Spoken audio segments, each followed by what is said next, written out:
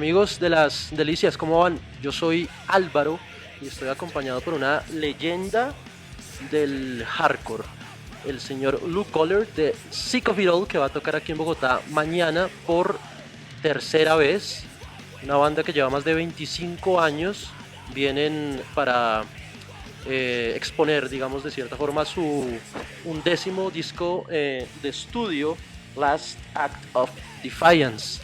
Entonces nada, estoy aquí con Koller, que le robamos unos minutos gracias a la producción, a la anuencia del señor Maiky Bayona, así que bueno, nada, vamos acá con la nota con Koller, que muy amablemente nos atiende en esta noche de sábado. Mr. Koller, welcome back to Colombia. How you doing? Good. How are you? I'm very good. I'm very good. Okay. You're coming back to Colombia for the third time. You have came here two other times. Last time in 2011, I guess, with Comeback Kid, Yeah. and now you're back here for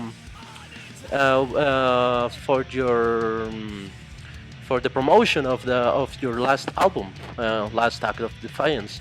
How would you describe the album? I think it's the culmination of all of our history, and we took everything that we always look back whenever we write a record. We look back what we liked and what the fans have liked, and we combine that. But we also pay attention to what other stuff is exciting us, whether it be in punk or metal or rock and roll even, and we try to incorporate that in the sound. Okay. Well, you got a pretty interesting song in this record called. Yes, it is. It is called 2061. Yeah, Could it be? Yes. This is like a futuristic song, against the government and the media and stuff like that. What's the thing with that song? It's actually based on they're supposed to release confidential reports about 9/11 in the United States, but they keep pushing them back, and they keep pushing back the date that they're going to release these reports because they're waiting for people to forget and to not be so shocked. They do the same thing with the president when Kennedy was assassinated back in the 50s. They keep saying they're going to release those reports, but they never release them. And it's a song about they're never going to tell the truth. That's what it's about. Okay, and you have a pretty funny video for this record called Road Less Traveled. How was that? Who's got the idea, or is just like a director idea, or how was it? We had this song that we love the song. The song is about my brother Pete wrote the music, and we co-wrote the lyrics together, and it was about us growing up and just finding this music and making a life out of it. But everybody thinks that it's easy, but it's very, very hard, And we didn't want to make a serious video because this music is so much fun for us. And our friend Drew Stone, who's a director, he did videos back in the 90s for bands like Onyx, the hip hop groups, and other big hip hop groups too, and Biohazard and bands like this. And but he came up with this idea. He asked us if we ever saw, I forget the name of the song, but Guns N' Roses has a similar video, and he said, this is kind of like a tribute of bands that paved the way too, and that fight hard to get where they were. And he said, and that was one of his favorite bands that has done that, so he wanted to pay tribute to them in this video, and it turned out to be just a fun video. We have our children are in it, the little kids that run through. That's my daughter is one of those kids. We have all of our friends in there. It's just a fun video. We have people from the Bouncing Souls, Agnostic Front. Everybody's in there just having a good time. What do you have a favorite Sick of It All video? You've had very good ones. I don't know. I remember the Step Down, the Scratch the Surface, all time. Step Down's everybody's favorite. It's a great song, and it's a fun video where we used to name the dances we'd see people doing at the shows. But my favorite is Scratch the Surface because that is a period of our lives where we were young and all of our friends are in that video. At the very beginning, before the song kicks in, there's a slow camera pan across the people that are there, and my best friend is sitting there. All of our friends growing up are there, and it's just to me, that's why I love it. Plus, it's a great song. Okay, you are, old school. I'm not telling you old because you're young forever, but I don't know. Is there any new hardcore bands that you particularly like? Yeah, there's a lot. There's a band called The Last Stand from Brooklyn. We're older guys, but it's a new band and they're really good. Um, what is it? I just what was the one that I just got into the other day? There's a lot of good young bands. There's so many that I lose track. There's a band from Europe called All for Nothing. Really great band. And there's so many others. I wish I could remember their names right now. It's okay. Well, today there's a lot like of I don't know, musical styles. I don't know how to call it, related to hardcore. There's like post-hardcore and I don't know, like uh, crossover trash stuff like.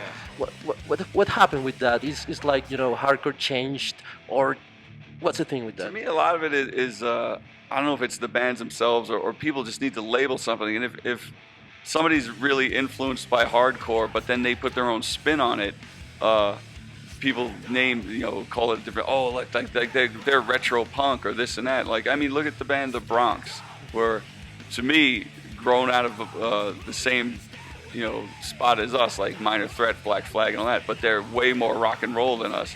But when we cross paths when we're touring, we all have mutual respect for each other and we love each other's bands, and that's great.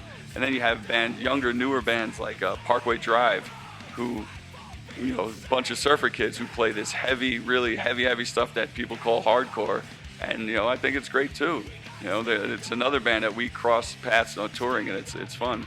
I just think people have to name things different. Each generation wants their own thing, so to call it hardcore like us, it might not seem their very own, so they call it metalcore or hardcore punk or, like you said, crossover, whatever. Okay. Sometimes I don't know, but maybe sometimes hardcore fans are, I don't know if you think that, but are expecting you to sound very metal, could be, but you are hardcore punk.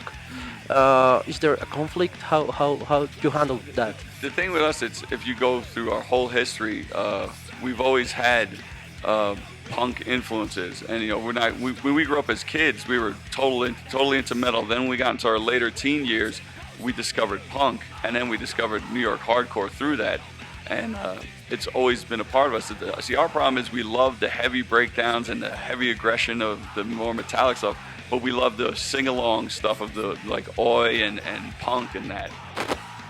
For us, hardcore was always about freedom. You could play whatever you wanted, and that's what we always mixed too. For some of our fans, it's funny. We'll get people coming to us. You should do more heavy stuff. But we like to mix it both. Is it true that you were at the beginning of Sick of It All, you were so related to heavy metal, like I don't know, like Iron Maiden or stuff like that, and your brother Pete was more into punk? Is that true?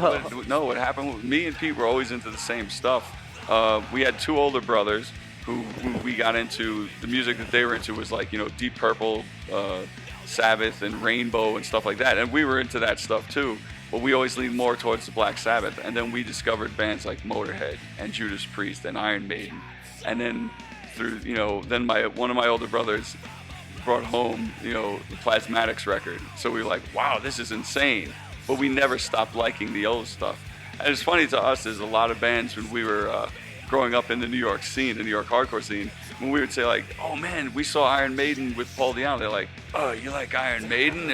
And now they're all like, yeah, Maiden, and it's like a cool thing, and it's so funny, Well, during this long story of Sick of It All, do you think your music has, I don't know, your sound has changed somehow, or it keeps pretty much the same? We definitely progressed as in songwriting and playing. We learned to play better. We found a sound that we're really good at, and that's what we do. I mean, sure, if you want to bring up Maiden, we would love to cover a Maiden song, but I don't think we have the talent to do that, I think Craig can. Craig's a great bass player. In fact, Steve Harris is one of his main influences, and but my brother Pete, he doesn't like to play a lot of fancy shit. He just likes to get in there and dig, Well, you're about to have 30 years together. Uh, and that's a lot of time.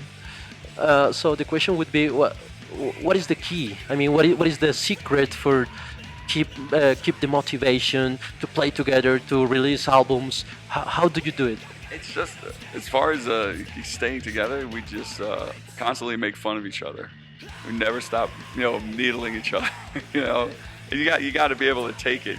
So that's what, and plus this is what we love to do.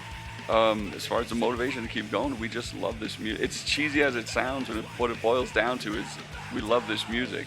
And when it stops being fun, when we write records, like when we go to write a record and we get in the studio together and start showing each other songs, if we don't like the songs, that's going to be the day we're like, I don't want to put this shit out. Let's just stop, Do you have a favorite Sick of It All album that you say, oh, this is the best one, or just It's not? hard. I have a bunch of favorites. I have some that the fans might not like. I think Yours Truly is one of our best records. I wish we had produced it differently, but I think it's one of our best records. It's got some of our greatest songs on it, but we don't get to play them enough. I love Scratch the Surface. I love the new one. I love Death to Tyrants. Those are like my favorites out of all. The other ones are good. There's a couple that I don't like a lot. Like Call to Arms, I like only like 2 or 3 songs off of. Built to Last, I like 3 songs off of. Well, this year, you are playing here in South America, then you go back to the US, you're going to Europe. Do you have any other plans before, besides playing for this 2015? No, we are talking about. We're just trying. We're gonna tour on this album, and in the downtime, we're trying to come up with a good idea for the 30-year anniversary, but we don't know yet. It's a tough thing to do. Do you speak Spanish a little bit or not too much? I used to. Not very good back then. Not very good now. Could you say hi to Las Delicias? Delicias. And a message or something like that. In Spanish, all of it, or just? No, just Las Delicias. Hola, Las Delicias. I'm Lou from Sick of It All. How you doing? Very good.